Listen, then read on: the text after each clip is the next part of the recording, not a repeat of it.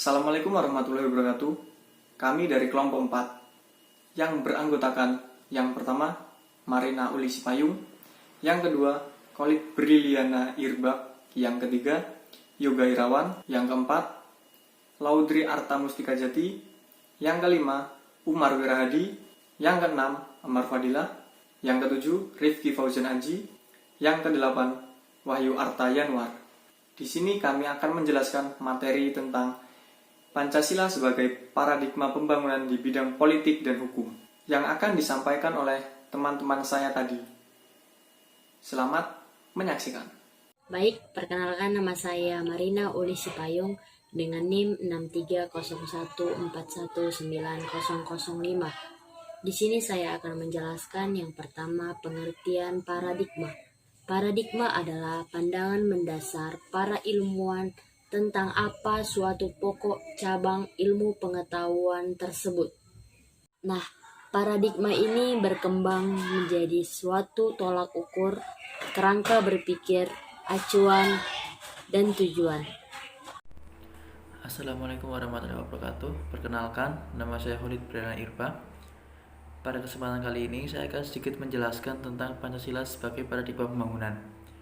Pancasila sebagai paradigma pembangunan adalah sistem nilai yang dijadikan sebagai kerangka landasan dalam menentukan arah atau tujuan bagi yang menyandangnya. Pancasila sebagai paradigma pembangunan artinya nilai-nilai dasar Pancasila secara normatif menjadi tolak ukur pembangunan nasional yang dijalankan di Indonesia. Hal ini merupakan konsekuensi terkait pengakuan dan penerimaan bangsa Indonesia atas Pancasila sebagai dasar negara dan ideologi nasional.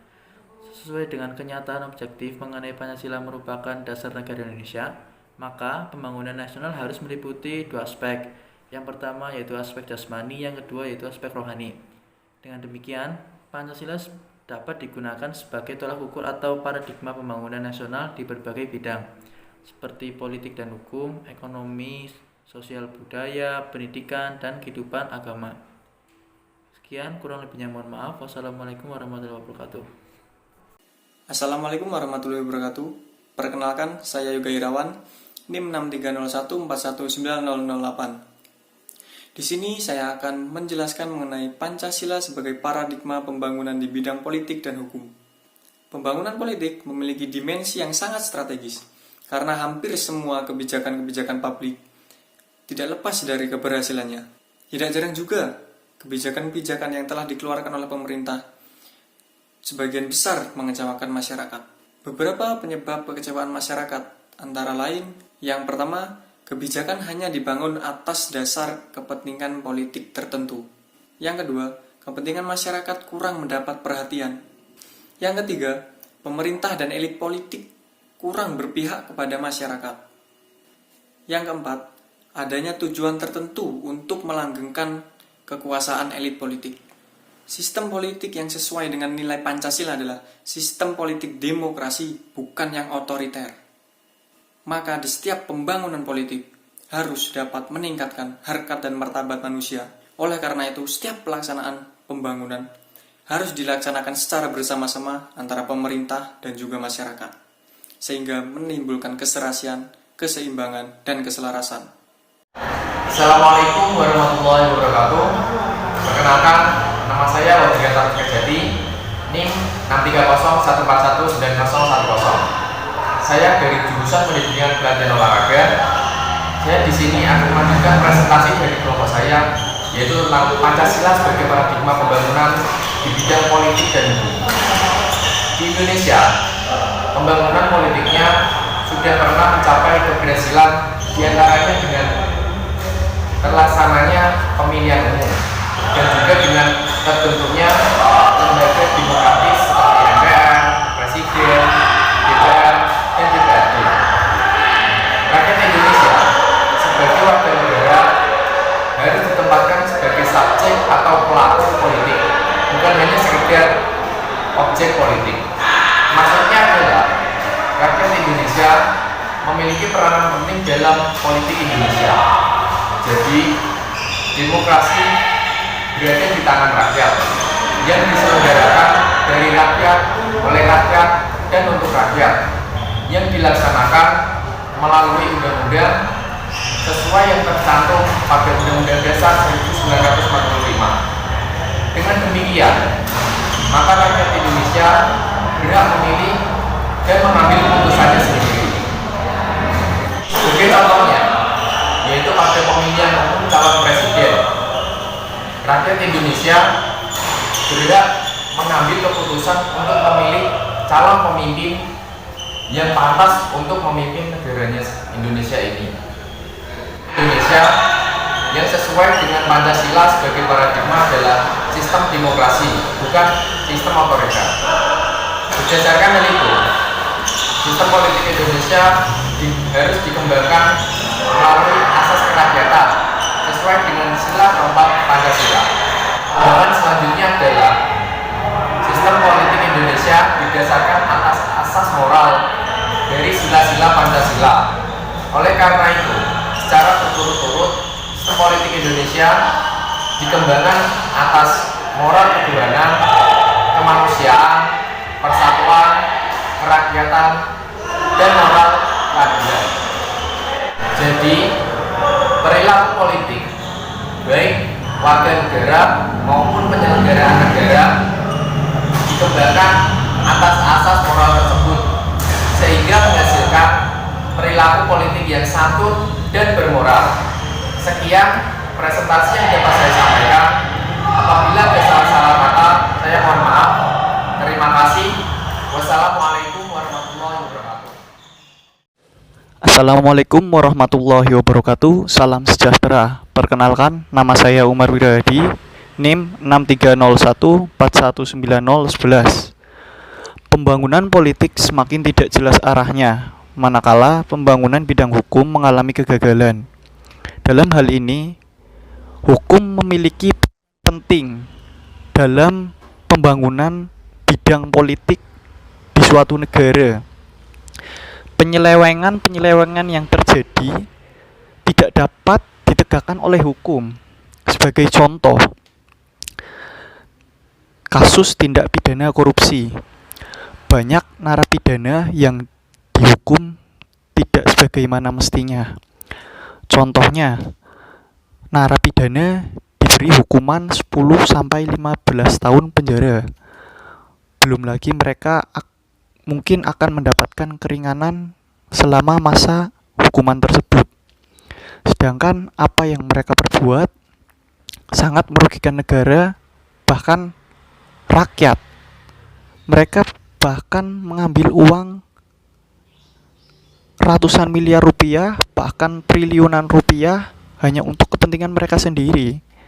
Tentu hukum perlu dikaji ulang untuk masa hukuman atau bahkan denda yang harus dibayarkan oleh para narapidana korupsi. Hukum yang berlaku saat ini tidak memiliki simbol yang berarti untuk kepentingan rakyat banyak. Hukum saat ini hanya sebagai peraturan yang tertulis tapi tidak dilaksanakan. Tentu ini menjadi PR kita bersama untuk sama-sama saling menaati, saling mengingatkan dalam menjalankan hukum di negara ini. Pancasila sebagai paradigma pembangunan politik yang belum dapat direalisasikan sebagaimana yang dicita-citakan. Paradigma sendiri berarti konsep, tatanan atau tatanan yang dengan tujuan tertentu, untuk mencapai tujuan tertentu. Nah, dalam hal ini Pancasila sendiri sebagai paradigma politik kita belum dapat direalisasikan sebagaimana mestinya. Banyak kasus di dalam masyarakat yang terjadi penyelewengan dalam sila-sila Pancasila itu sendiri.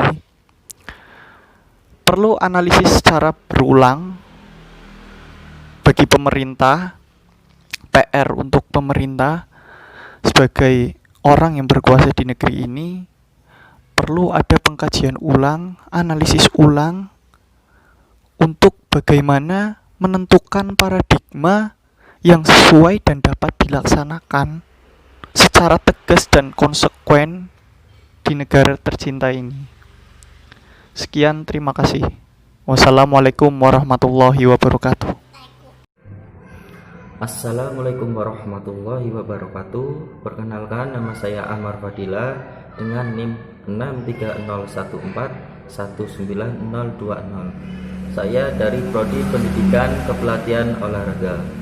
Di sini saya akan menjelaskan paradigma pembangunan politik dan hukum. Pancasila sebagai paradigma pembangunan politik dan hukum kiranya sudah tidak usah diragukan lagi, sebab Pancasila sudah menjadi dasar bernegara dalam masyarakat Indonesia. Lalu bagaimanakah pelaksanaannya? Inilah yang menjadi perhatian khusus bagi kita semua dalam melaksanakan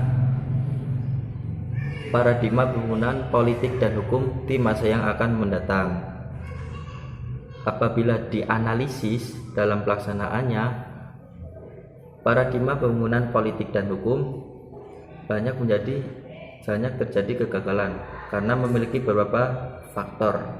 Antara lain yang pertama yaitu tidak ada jelasnya paradigma pembangunan politik dan hukum karena tidak ada blueprint. Maksudnya paradigma pembangunan politik dan hukum dalam pelaksanaannya tidak memiliki kerangka kerja yang terperinci dalam landasan pembuatan,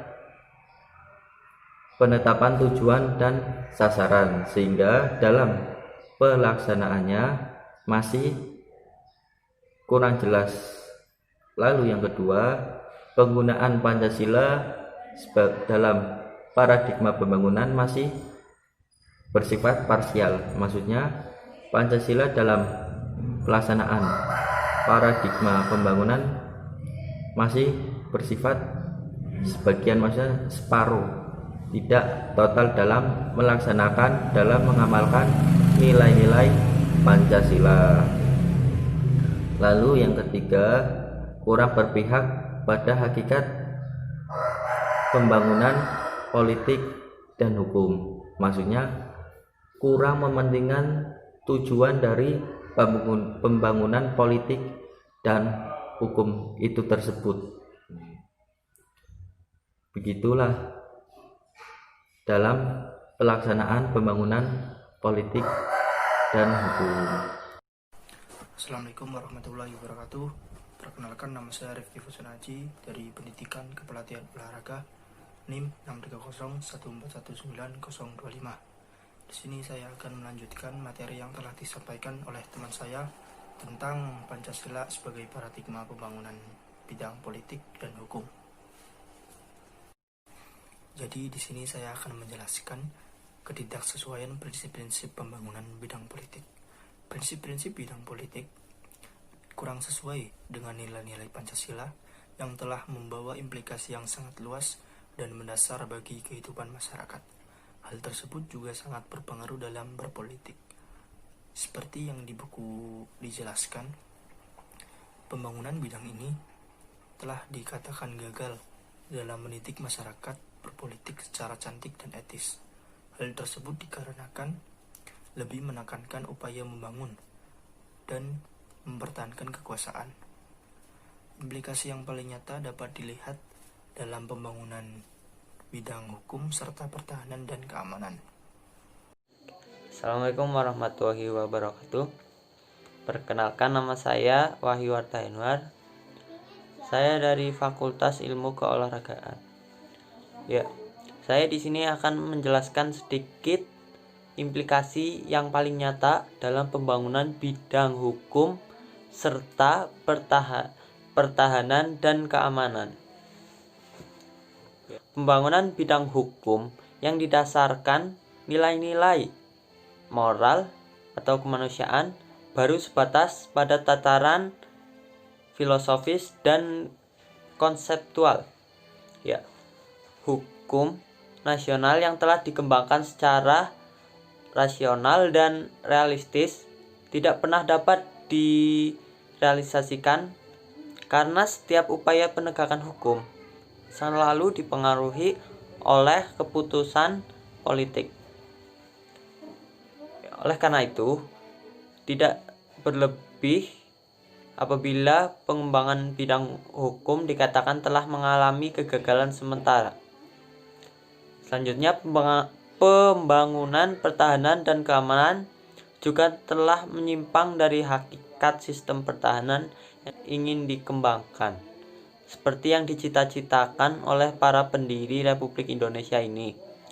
Pembangunan pertahanan dan keamanan diarahkan untuk kepentingan pribadi, terutama guna mempertahankan kekuasaan. Sekian. Terima kasih. Wassalamualaikum warahmatullahi wabarakatuh. Sekian penjelasan materi dari kelompok kami. Jika ada salahnya, kami mohon maaf. Wassalamualaikum warahmatullahi wabarakatuh. Terima kasih.